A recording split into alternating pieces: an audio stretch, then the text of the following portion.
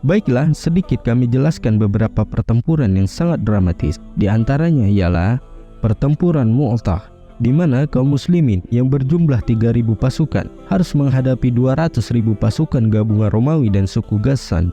Perlu diketahui, awal mula konflik ini dalam sejarah dijelaskan ketika terjadi kesepakatan Hudaybiyah. Rasulullah SAW banyak menulis surat-surat yang ditujukan kepada pemimpin dunia.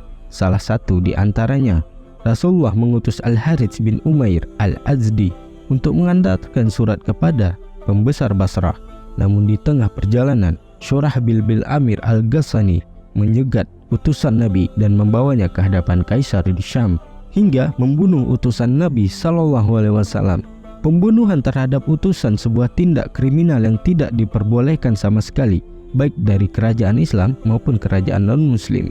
Hal ini sangat tercela dan sebuah tantangan tersulutnya sebuah api peperangan. Setelah mendapat kabar wahyu, maka Rasulullah sangat marah dan menyiapkan pasukan yang sangat besar pada masa itu dengan membentuk pasukan terbanyak pada saat itu berjumlah 3.000 pasukan dan memilih 3 panglima hebat yang bernama Zaid bin Haritsah, Ja'far bin Abi Thalib, dan Abdullah bin Rawahah dengan penunjukan secara berkala. Jika Zaid wafat, maka Ja'far menggantikannya.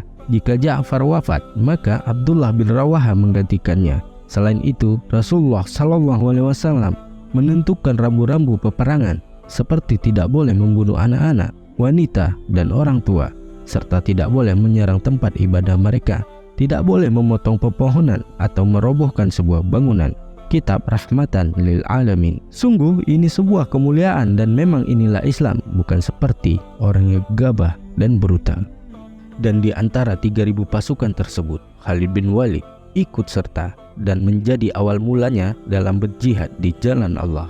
Maka berangkatlah pasukan muslimin dengan penuh ketakwaan dan mental yang berapi-api. Di sisi lain, pasukan Ghassan yang berjumlah 100.000 pasukan telah siap untuk melumat kekuatan muslimin. Tidak hanya itu, pasukan Ghassan juga mendapat bantuan tambahan 100.000 personil dari Heraklius.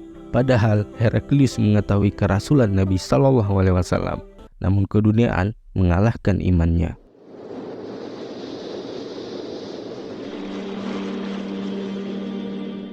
Maka bersatulah kekuatan sebesar 200.000 pasukan yang bergerak dan siap untuk berhadapan dengan muslimin. Mendengar banyaknya pasukan lawan, kaum muslimin menetap di Ma'an selama 2 hari dan mengusulkan untuk meminta bantuan kepada Rasulullah. Di tengah kebingungan tersebut, maka Abdullah bin Rawahah radhiyallahu anhu tampil untuk membangkitkan semangat perjuangan kaum muslimin. Wahai muslimin, apa yang kalian takutkan adalah sesuatu yang kalian cari selama ini, yakni syahid di jalan Allah. Kita memerangi mereka bukan karena jumlah maupun kekuatan kita, akan tetapi kita memerangi mereka karena agama Islam yang dengannya Allah memuliakan kita. Berangkatlah, yang ada hanyalah satu dari 2 kebaikan, kemenangan atau syahid di jalan Allah. Mendengar perkataan tersebut, kaum muslimin bangkit, jiwa mereka bagaikan gelombang yang siap menerjang apapun yang berada di hadapannya. Maka bergeraklah pasukan muslimin dengan tekad membara dan iman yang kokoh, hingga bertemulah kedua pasukan yang tak sebanding ini di kawasan Yordania atau di Mu'tah yang terjadi pada 8 Hijriah atau kurang lebih 629 Masehi. Dengan penuh percaya diri, kedua pasukan itu pun bertemu dan pertempuran pun dimulai.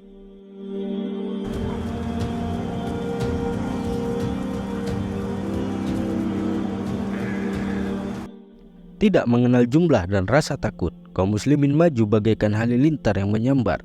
Zaid bin Haritsah radhiyallahu anhu terus merangsek ke dalam dan menumbangkan lawannya satu demi satu. Dengan membawa panji Rasulullah, tentulah ia menjadi target lawannya. Maka beliau pun terkepung dan syahid saat sebuah tombak terlontar dan mengenai tubuh mulia. Dengan segera Ja'far bin Abi Thalib menyambar tonggak panji Rasulullah sebelum jatuh ke tanah. Dengan gagah perkasa, beliau terus mengayunkan pedangnya, menangkis segala serangan hingga terkepung. Musuh berhasil menebas lengannya, tapi semangat juang belum usai. Beliau terus memeluk panji tauhid itu dengan lengan satunya. Musuh pun menebas lagi lengan keduanya. beliau radhiyallahu anhu terus berjuang agar bendera tersebut tidak jatuh. Beliau menjepit bendera tersebut hingga akhirnya beliau pun syahid di jalan Allah. Melihat keadaan tersebut, Abdullah bin Rawahah sempat maju ke medan perang dengan keadaan ragu-ragu sambil menggenggam bendera di tangannya. Beliau pun bersyair demi memecahkan keraguannya. Aku bersumpah wahai jiwa, turunlah dengan cara terpaksa atau taat. Biarkan manusia berteriak dan menghina, sedang aku tidak melihatmu enggan masuk surga.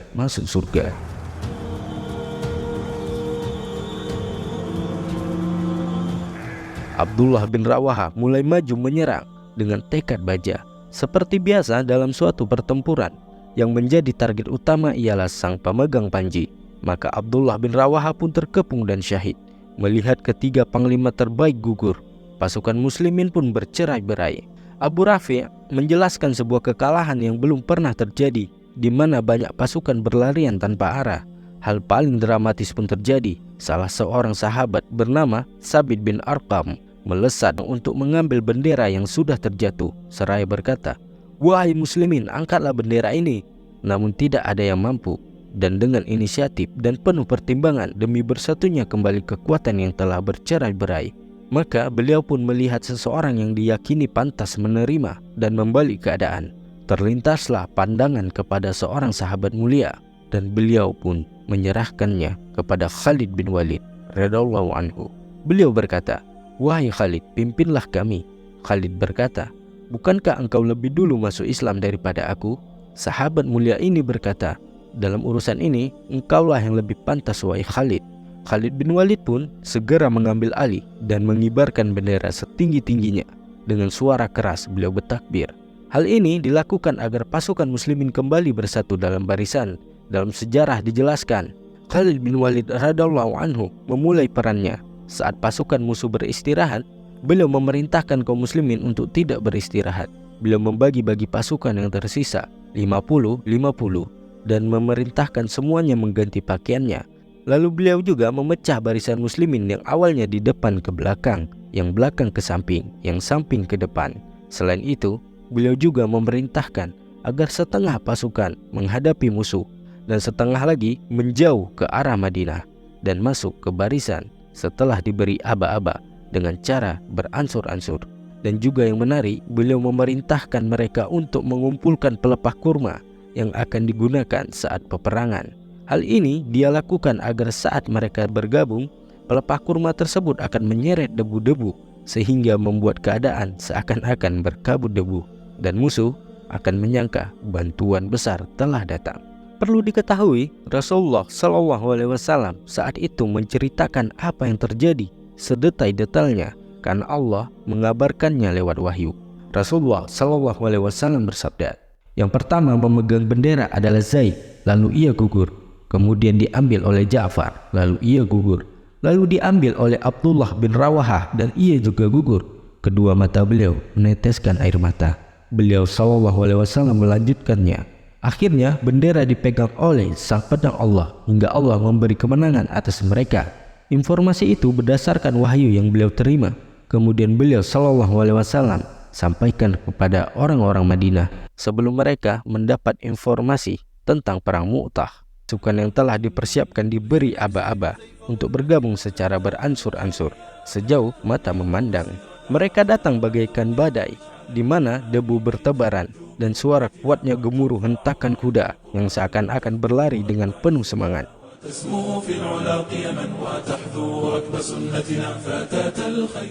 Pasukan Romawi pun terkecoh. Mereka menyangka pasukan muslimin telah mendapat bantuan besar, padahal itu adalah orang yang sama. Berkat pertolongan Allah, Khalid bin Walid pun berhasil menekan kekuatan Romawi dan membawa pasukannya mundur secara teratur. Sementara Romawi tidak berani mengejar, dan akhirnya pertempuran yang memakan waktu kurang lebih 8 hari ini pun berakhir. Akibatnya, kaum muslimin kehilangan 12 syuhada, sementara dari pihak Romawi tidak diketahui. Namun jika melihat gambaran pertempuran ini dan tidak beraninya mereka mengejar muslimin yang mundur, korban dari pihak mereka terbilang banyak.